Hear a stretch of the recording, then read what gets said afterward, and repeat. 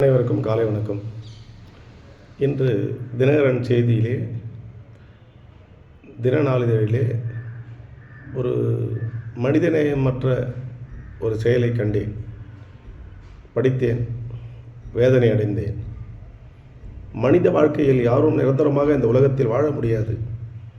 உற்றார் உறவினர்களை துறந்து அக்கம் பக்கம் இருவரிடம் பேசாமல் தனிமையிலே வாழ்ந்துவிட்டு பழகக்கூடிய காலகட்டங்கள் இப்போது வந்துவிட்டது.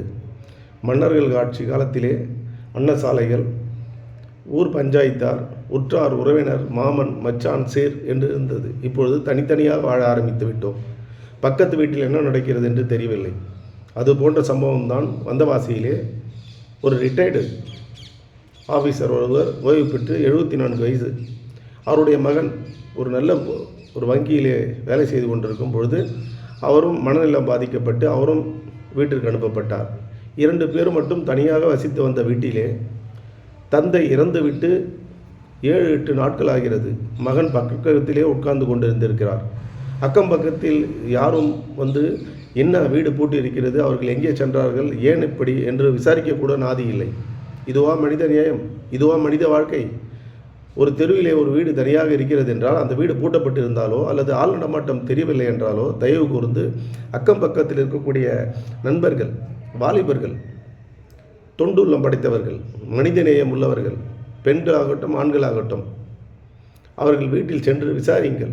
என்ன ஐயா வேண்டும், உங்களால் நடக்க முடியலையா, ஒருவேளை உணவு வேண்டுமா, தண்ணீர் வேண்டுமா என்று கேட்டு உதவுங்கள். அப்பொழுதுதான் அந்த மனிதநேயம் வளரும். பெரிய பெரிய பங்களாக்களிலும் கார் வசதி பங்களாவிலும் வாழ்வதனால் நிம்மதி கிடையாது. அக்கம் பக்கத்தில் இருவருடன் அன்பாக பழகுங்கள். அவருடைய உதவி எப்பொழுதும் தேவை.